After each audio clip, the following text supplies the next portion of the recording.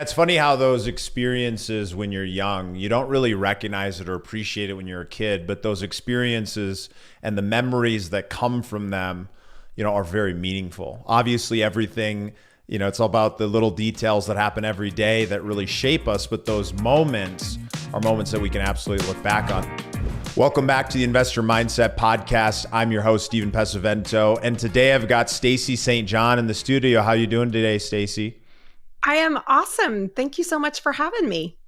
Yeah, I'm excited to talk to you, Stacey, because I think you have a story that can resonate and a lot of people can relate to, being that you were in the corporate world and you made a decision to go and build a business and focus on a different strategy, and that pulled you out and you love what you do and you really enjoy it. And so I'm excited to talk about kind of the journey of getting there and all of those things. And of course, you're an expert in Airbnb. That's your strategy and your business niche. But before we get into all of that and what you've been doing in the investing world, let's start out by taking a look back. Earlier in your life, what events or influences from your childhood shaped who you are today? What a great question, first of all. And again, thank you for having me. The other thing I'll just say really quickly is I made a decision, and that is such a really important point that a lot of people don't think about. So I just wanted to highlight that. I love that you said that. So, wow, what part of my childhood influenced who I am today? How much time do we have on this podcast, Stephen? No, I will say a couple of quick things. I grew up in a very small town in Indiana, and my family life growing up was very much like the Cleavers. Okay. I had a set of amazing parents who were tremendous role models as husband and wife for me as a child. I really got to experience firsthand what having a wonderful family ecosystem, how that can build character in you as a person, and how that can influence how you become a parent and a wife or a spouse yourself. One thing that resonated with me a lot as I've realized as an adult, didn't realize it as much as a child, is how much vacations meant to me. And that's one of the reasons why I just love what I do, is because I have the ability to help other people create lifelong memories together on vacations. I didn't realize it at the time, but our annual family trips to either Disney World or the beach have stuck with me my entire life, and has really, brought me a lot of joy in helping other people do the same. So yeah, it's funny how those experiences when you're young, you don't really recognize it or appreciate it when you're a kid, but those experiences and the memories that come from them, are very meaningful. Obviously, everything, it's all about the little details that happen every day that really shape us, but those moments are moments that we can absolutely look back on. So let's fast forward. You're working in the corporate world. What were you doing? And more importantly, what was the point where you realized, hey, I might want to go another direction? Well, I was actually at the time working for a global consulting firm. I led our client success and business development team, had a very, very incredibly busy schedule. I served on the leadership team for that consulting group as well. So I had a lot of responsibility. And with a lot of responsibility came a lot of stress. And again, I go back to you mentioning that I made a decision. There became a breaking point where I was getting up at 4:00 in the morning and working from 4 to 7 to just try to get work knocked out. And then I would get ready for work. I'd drive into the office. I would take phone calls on my way into the office. I would leave the office, take phone calls and call my team on the way home. And then I would get home and I would work. And there became a time where I was absolutely exhausted. And I started thinking about what are my other options? This no longer serves me. And I really want to think about what my other options were. And quite candidly, I felt very constrained by the golden handcuffs. I earned a very healthy living. And again, I was very grateful for that, but I was challenged to go find something else that really could afford me the same lifestyle that I was accustomed to living. And I had started dabbling in real estate investing. Actually, I got started in real estate investing by accident. And that's maybe a story for another episode, but I think there's a really important thing here is that you're working in a consulting firm. You're making a lot of money. You've got a really good life. The irony of success is that oftentimes it can feel limiting when we're in it, because now we're accustomed to a new way of living. Our number of what it costs us to live that kind of life increases, and it feels like a lot more risk to go out and try something different or transition into another sector or space. One of the things we'd like to talk about on the show is your number, like what it costs and what it takes to live the life that you want to live. And I can imagine if you're working in management consulting, that number, you're probably accustomed to making quite a bit of money. So you're making a couple $100,000 a year, $200,000-$300,000, more than that? No, I was making just under 200. So you're making just under $200,000 a year. That's like right around $12,000 to $15,000 a month. That's pre-tax, right? Correct. Awesome. So you're making a great living, and you live in the Midwest. So it's an unbelievably great living because the cost of living in that area is lower. In your personal situation, do you have a spouse? Were they working as well? I do. My husband and I are celebrating 30 years Wow. of marriage. This year I got married when I was 4. So my husband was working and still is working in the corporate world. And similar type income, or higher or lower? Yes, similar. Similar income. So you have two incomes. You're in like a really strong place. And you get to this point where you're feeling overwhelmed, burnt out. You have a family, you've been married for 30 years. Like, there's more to life than working in a career that maybe isn't fulfilling you anymore. How did you go about looking to replace that income? Because traditional rentals, obviously, you'd have to have quite a bit that you've been able to build up. But it sounds like you made a different pivot over to more of an actively operated kind of business in real estate. So, great opportunity. Let's hear about kind of the Airbnb space and what led you there, and how did you feel comfortable knowing that you could walk away from, 12 to 15 grand a month to be able to go do something different? Yeah. Well, I was investing in long-term rentals, and when COVID hit, there were all these eviction moratoriums that were popping up all over the country. And I had really, really enjoyed real estate investing. Again, I got started by accident, but then I actually learned, all the strategies and tactics about how to become a savvy real estate investor. And I loved it. And we were getting ready to buy another long-term buy and hold investment. And again, all these eviction moratoriums were popping up, and my husband and I sat down and thought, well, if we purchase a short-term rental, we don't have the risk of, if somebody doesn't pay their bills, we don't have any recourse. We actually are going to have this person pay in order to get in the front door, right? And so that's how I made the pivot into buying my first short-term rental investment. And then once I bought it, it was an oceanfront property, small condo in Myrtle Beach, South Carolina. I discovered, oh my gosh, I love this. Like, this is fun. Buying property on the beach is something that, again, was nothing I would ever have dreamed about. Because again, I grew up going on vacation to the beach, and I love the beach.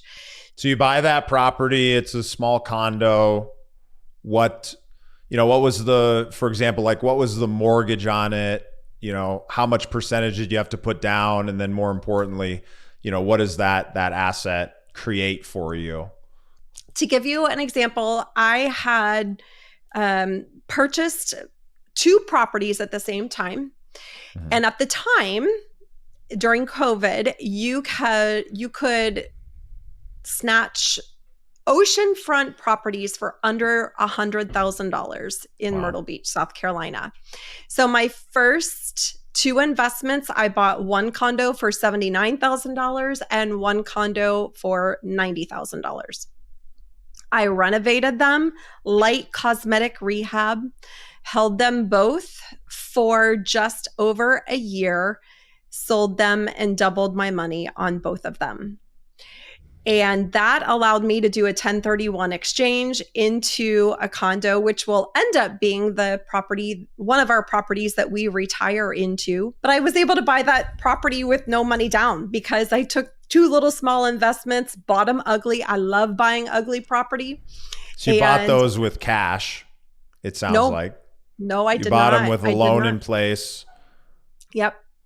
Had to put down 25% for both of those properties, and then spent about $5,000 or $6,000 upgrading them. Nothing, earth-shatteringly expensive. Yeah, so I think the key thing to underline here is just the idea that when you're going to go and do something different, you're going to have to step out of your comfort zone and go out. And when everyone else is not taking action, everyone else is fearful. Yep. You went forward and you took advantage of what was happening in the market. A lot of people are sitting back, they're waiting, they're not sure what's going to happen. You move forward, you bought a couple properties, you didn't even Airbnb or rent those out. You literally just flipped those properties, held them for a year, turned around, created a little bit of additional income. And then you were able to buy a property that was maybe even a better fit for you long term, but also, has some income potential. Yeah, and I did rent those out during the year that I held them. I did rent those out. They performed very well. But again, I'm all about continuous improvement, progress over perfection. I did not just wait until I knew everything about, short-term rentals. I dove in. I decided to dip my toe in the water, dove in, and again, discovered I absolutely loved it. And I started buying more property at the beach. So within the first year, I bought and rehabbed 8 condos at the beach. But again, started thinking about how can I continue to improve my portfolio and level up, right? And so that's why when I saw the market take a shift and I saw the prices starting to raise, I thought, there's an opportunity here where I could take these properties that I originally purchased. I saw what they were selling for. I knew how much I had invested in them. And I thought, gosh, if I just go ahead and sell these, I can purchase a property that I would have never dreamed I could afford. And what was the motivation on those 2 to get rid of them versus just hold those forever? I have to imagine at, $80,000 a unit, they had to be maybe not in the best of the best area. And so what you did, it sounds like, is you traded up. Mm-hmm. You made some money in something and then you traded up to something that's more of a long-term, Yeah. Well, it's interesting. I discovered a lot of people get nervous about buying properties that are condos, right? Mm-hmm. Something to keep in mind is that in the Myrtle Beach market or in any ocean market that has condos, oftentimes those oceanfront properties are intended to be vacation rentals or short-term rentals. So it never made me nervous about buying a condo specifically. But what I discovered about the building that I had originally purchased those 2 properties in is that the condo association did not have the level of care to the building that I wanted. And so what I discovered is my target audience, I owned from the walls in, right, with a condo. My condos were beautiful. And that attracts a certain audience. Mhm. And when that certain audience would leave my condo, they would have a very different experience. Yeah. And so I noticed that there was a little bit of a mismatch between my target audience, the people that I was looking to host, and what the actual building or property could really support. And so what I again started noticing is the reviews that would come in would talk about, gosh, Stacey was a great host. We loved her property, but boy, oh boy, we wish that we didn't find a dirty sock in the pool. Yeah. Those types Yeah, of it's things. funny how that is. Like, this is one of the biggest mistakes I think a lot of people make is they sit on the sidelines and they wait around. They wait to try to get everything perfect, to know all the information. And yet the best way to learn is to go and take some action and go into it from a perspective of saying, hey, I might have to pay some tuition on this.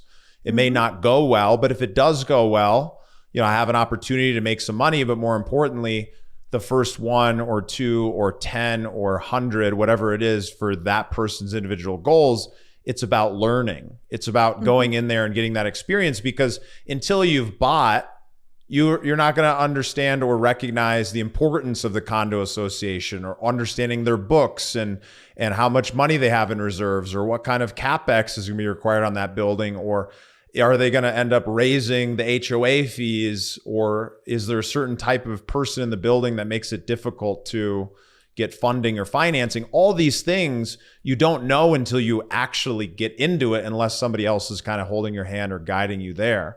So I think that's amazing. So what you really did was you decided that you were going to go and focus full-time on real estate, and you were going to use different strategies in order to create the income that you needed to be able to go and make that transition, versus just thinking, hey, I can only do one thing, which is Airbnb, or I can only do one thing, which is but you actually looked at, hey, there's value in understanding all these different pieces, including trading up to better properties. Yeah. Oh, absolutely. And you mentioned the word deciding again. I think for me, I had a specific outcome I was looking to achieve, and quite candidly, I didn't know how. At the time, I didn't know how I was going to step outside of the corporate world. I didn't buy 2 properties at the beach and go, this is my golden ticket. I have it now, right? But what I knew was I had an outcome I was looking for. And one of my mentors, there was a very specific time in my life where I went through a lot of internal turmoil. Like, again, I felt very trapped by the golden handcuffs. And I was trying to figure everything out in my mind, and I didn't know how I was going to get out. But one of my mentors says you have to let go to let in. And so I let go and just really trusted the process, and understanding that I was going through a transformation. I was figuring it out, and I had to be okay with operating outside of my comfort zone. And that took some learning. It took some muscle building mentally. But learning how to operate outside of my comfort zone is probably one of the greatest assets I've learned and have in my toolbox, because as an entrepreneur and someone who is now fully responsible of generating my paycheck on a weekly, monthly, annual basis, there can still be fear that gets in the way, right? There can still be doubt that creeps in, and learning how to control your mind, learning how to control your thinking, and operate again in a space that's outside of your comfort zone is something that I have found incredibly important. Yeah, I think it's really interesting, because until you go through those difficult times, that growth, you don't recognize the capabilities that are within. And I feel like everybody would benefit from stepping out of their comfort zone, but a lot of people just won't. They won't do it. They're too set in their ways. And when I got started in real estate, over a decade ago, I didn't know anything. In all honesty, by not knowing anything, But making that decision, it actually allowed me to go do things other people wouldn't do. And I'm curious about your experience in the Airbnb, because I was a superhost back in 2013. Very early days, very different time. Went through the experience of having local municipalities, banned Airbnb, all the way to having them make it legal and seeing the benefits and the downsides of both of those. And I have great friends who run some incredible properties, including one that, makes $350,000 to $400,000 a year on one single property. So it's amazing to see the different variables that are there, but there's always risk. There's always risk that something gets outlawed or people's vacation patterns change. So when somebody's thinking about adding this type of strategy in their life, what are some of the key things they need to be comfortable and ready for when they're going to say, hey, I might go down the path of doing vacation rentals? Because I think there's a lot of beliefs out there that it's easy, and there's a lot of different ways to make it easier, but it's a everyday type experience where people are coming and going on a regular basis. Yeah. I think there was a time, probably 3 to 4 years ago, where anyone could purchase the property, list it on any OTA, Airbnb, Vrbo, Booking.com, whatever the case might be, and make money, right? Because there was, coming out of COVID, there was so much pent up travel demand that everybody was, flying out of their chairs to travel, somewhere. Fast forward to today, when you have a short-term rental, it is a very active business, and it is a business. It is, if you treat it like, oh, I've just got this house down the street that I rent out every so often, that's the kind of result you're going to get, right? If you treat it as a business and you bring business best practices to your operation, if you have, values that you operate by as a business leader, if you build high producing teams, whether they're operational teams or marketing teams, whatever the case might be, if you treat this as a business, it can be incredibly rewarding. But it is not something that you can just purchase a piece of real estate and throw it up on Airbnb and think you're going to become an overnight millionaire. Yeah. I mean, maybe it is. If you know anybody like that, Steven, let me know. But it's a very active business. And one of the things to keep in mind is that, you don't have to do everything yourself. A lot of people, again, think about, oh gosh, I don't want to get phone calls from guests, or I don't want to, get messages from guests 24/7. Just like any long-term rental, with a short-term rental, you can hire people, you can bring on team members that manage that day-to-day for you. But I think, understanding that there is a real estate investment and there is an operation, and you can choose to do one or both sides. Yeah. That is something that I think way too many people overlook. When I hear folks, because I run a private equity firm, we invest primarily in multifamily. We buy 50 to 100 unit buildings and we turn them and sell them in a couple of year period, or we buy 200 plus unit buildings. We hold them for a very long time. We operate and manage those ongoing. And so what's interesting is I have people on my team who are talking to folks on, a daily basis that are interested in investing, and we hear about the experiences of doing different things or going down different paths. And from my experience, Airbnb is a full-time operational business. There is a real estate component, and you either own the real estate or you lease the real estate, or however you go about it. But at the end of the day, it's about the operation. So you can absolutely hire a manager to do it, but hiring really great managers is always a challenge, and there's always going to be work that has to go into it. And so in exchange for that work and that skill of building the team and managing the team, there can be some really great rewards that can come back. On a typical short-term rental deal, everything obviously really depends on location and property type and size and things like that.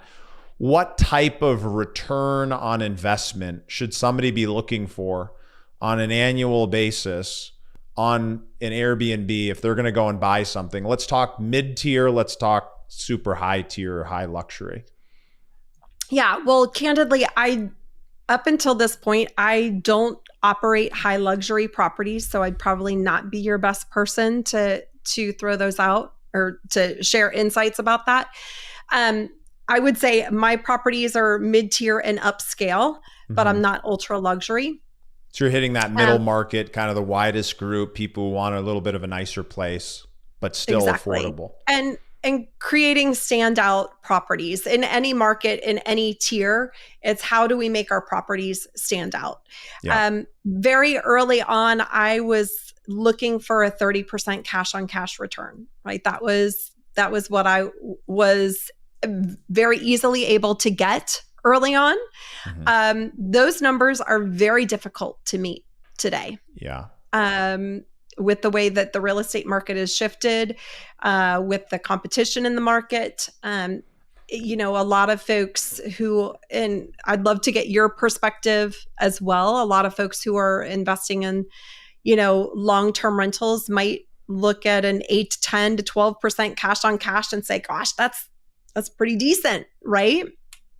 Yeah. Well, back in the day, again, just a few years ago, it was incredibly easy to hit some really, really strong cash on cash numbers.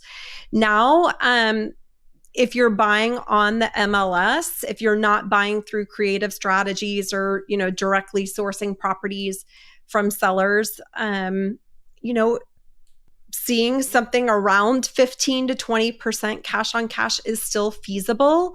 But again, it's going to, you're going to work a little harder to get those numbers. And just to double click on that, when you're saying 15 to 20% cash on cash or 30% cash on cash, you're talking about the income that comes off the property, net of expenses and net of management costs and net of your personal costs. Correct. But you're also putting in your time, effort, and energy, and that's not included in that 30% number. That is correct. Got it. And when you're hiring an outside manager, paying what, 15 to 30%, sometimes as high as 50 for an outside manager? Yeah, for a third-party property manager, co-host, market, you'll probably see vary between 15 to 25%. And if you are in a scenario where you're investing in a resort and you're using some sort of on-site management, those can be 35, 40, 45, 50% sometimes. Yeah. So that makes a lot of sense, right? So I think that's the key. You can make some phenomenal money doing Airbnb, but the key to making that money is you have to find a way to love it. To love the effort that goes into it, the experience, the checking on people and making sure they're having a great experience, those little things that go the extra mile to not only get great feedback, but also find out about what things aren't going well at the property, because sometimes your manager will not look as closely as you will. So it can be a great way. Just for a little funny nugget, as a comparison to what it's like today, when I was doing Airbnb, I was renting apartments for $1,200 a month. And during the busy season, I would make an average of $7,500 to $8,500 a month per apartment. And on a 12-month average, it was right around $4,500 per month on a $1,200 rent.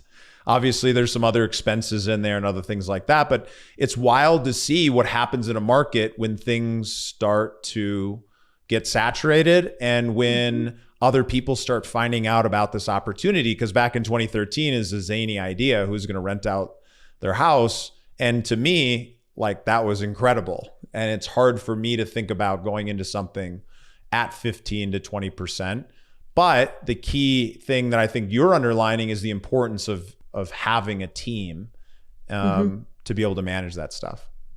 Totally. And, I could not do what I do without having an amazing team in place. I think for me, it is incredibly important to build teams of people that align with my core values, that, have a dedication to guest experience. Again, in my world, that's incredibly important. We are in the hospitality business, right? When we are managing short-term rentals. And how much time do you think you put in personally? Like, this is an active business, you love it, you get a lot of enjoyment out of it.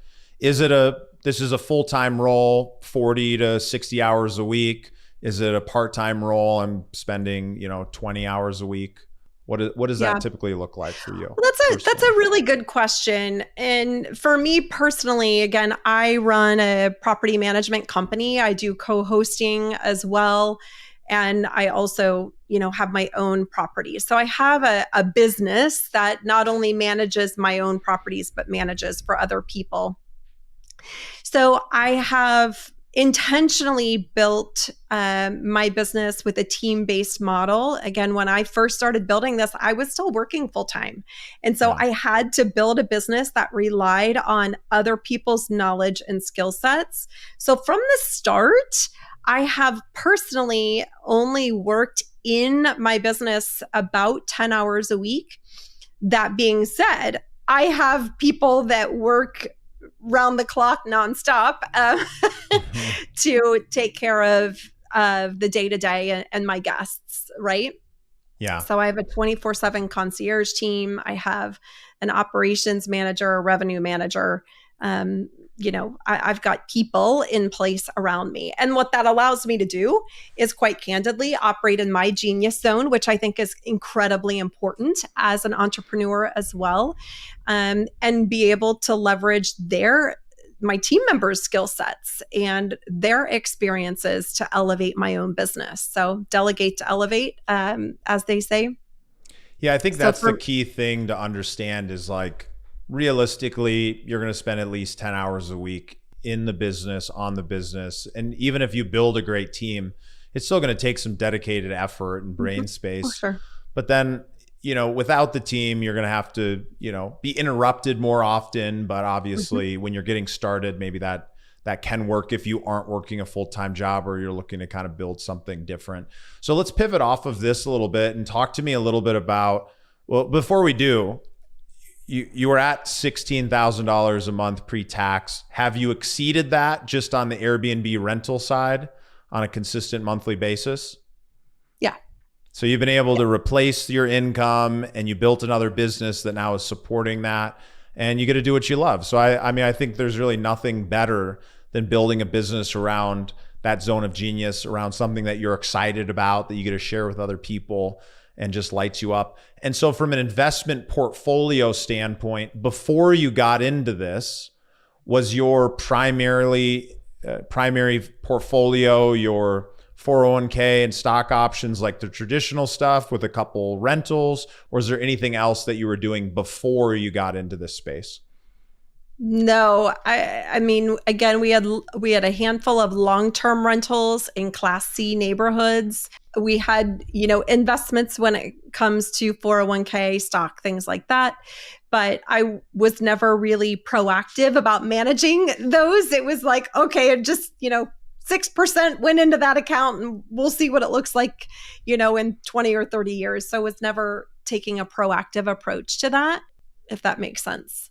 No, it makes perfect sense. And then since kind of going in this direction, building this business, would you say majority of your net worth has gone into this strategy, or are you still allocating to a variety of different things? Yeah, absolutely. I mean, we've shifted a tremendous amount of our investments into short-term rentals, into the hospitality business as well. We're currently working on developing a luxury glamping resort. So certainly all in the hospitality space. But that being said, I think one thing, again, just to take note of is a very keen, proactive approach into building wealth and building our future versus taking a sideline kind of backseat approach. Again, a regular corporate employee who's just shelling money off into my 401k and not paying attention to it.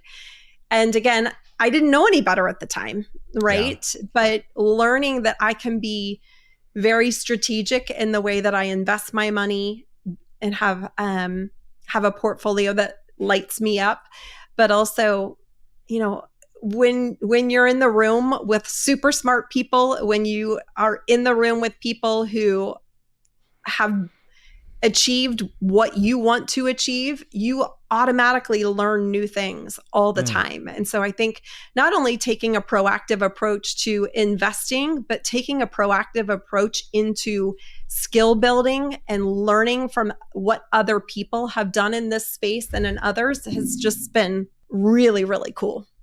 Yeah, I think there's something really, the big takeaways I take from your story and your experience is, first, they don't teach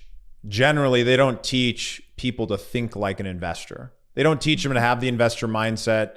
They're not going out and saying, hey, take ownership of your portfolio, take ownership of your wealth, make the key decisions about where that money is going to go, and really be able to understand how do you get to that point where you can be totally free. And one of the reasons they don't do that is because, as much as everyone might have the best of intentions, they don't really want you to be free. They want you to stay in the machine so that you can keep creating the output that's necessary for the economy and for the company and for Wall Street to be able to use that money to do the things they do. But the second thing is that you took a chance and you went and tried something, and maybe it didn't work out exactly the way you wanted to. You tried a few different things and you built up that experience over time. And I think if you're going to be an active operator, which owning Airbnbs is going to be active, versus passively investing into a fund that someone else manages, you really have to make that decision for yourself to go all in and to learn as much as you can and to really enjoy the process. But the third thing that I take away from your experience is a great example about how people that build massive amounts of wealth, it's not through diversification, it's through concentration. Meaning you've built this new business for yourself. You've gone and acquired a bunch of real estate. You now have other opportunities to continue to build a business using those same resources in partnership or alongside other people in a vendor relationship. And that's how you really can go from I'm living a good life to I'm creating wealth that I can pass on to future generations and really make a difference. And at some point, maybe you'll switch over to diversification when you're in the preservation phase. But in order to grow, you want to find those key opportunities, those key partners to work with, or those key strategies, and then kind of go all in. So tell me your thoughts on that. Yeah, it's interesting to get your perspective on my story because, it's not very often that you get to hear that. So thank you for sharing that. I think it is absolutely true. I take a look at, again, my own path, and I have built a business around something that I have discovered I love. Right. And so again, being very intentional about that and leaning into that is something that I really appreciate. And I think going back to your mention of making a decision, of being intentional, of being strategic about what I'm building for my future. I may not have everything figured out right from the start. It takes experience and learning along the way. But I absolutely wholeheartedly agree. For me, where I am in my phase of my journey, I would never trade any experience that I've had, although they've, some are more fun than others. But I think even when we make mistakes or have hiccups, those are opportunities to learn. And so we should be celebrating those mistakes as much as we should celebrate the wins, as long as we're learning from them. But, I think for me, having the ability to, again, concentrate on honing my skills and being the best short-term rental and hospitality business owner possible brings excitement to me, and it helps me stay excited about future years to come as well. Yeah, that's amazing. Well, I've got one more question for you, but before I do, why don't you share where folks can follow you or listen to your show? Sure. So probably the best place to find me online is through my website, which is stacystjohn.com. You can also find me on Facebook, on Instagram at Stacey_ST_John. It's a crazy name. Don't ever ask me to find my name in a computer, because every computer system has it differently. Just go to stacystjohn.com. That's the best place to get me. Amazing. Well, the last question I have for you, and I just want to say thanks for being on. It's been great kind of talking about your story and your experience. But for those people who are listening and they know they want to take their life to the next level, they know they want to start investing or build the business or create a better life, and they've heard about a bunch of different strategies, yet they're not taking action, what advice do you have for those folks? My advice would be this, that you never want to reach a day and age where you look back and you think, oh man, I should have done this. If only I would have known, or if only I would have thought, or if only I would have gotten out of my own way. Being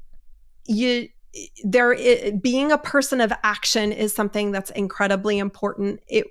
Take the action, no matter how big or small. Just don't sit by the sidelines. Take the action, make the decision, have a commitment to learning and continuous improvement along the way. And I don't think you'll regret it. Amazing. Well, Stacey, thanks for being on, and thank you all for listening to another episode of the Investor Mindset Show. We'll see you on the next episode. Thanks for listening to the Investor Mindset Podcast. Make sure to hit that subscribe button. And if you'd like to watch another, here's one up top, and here's another great video right down below.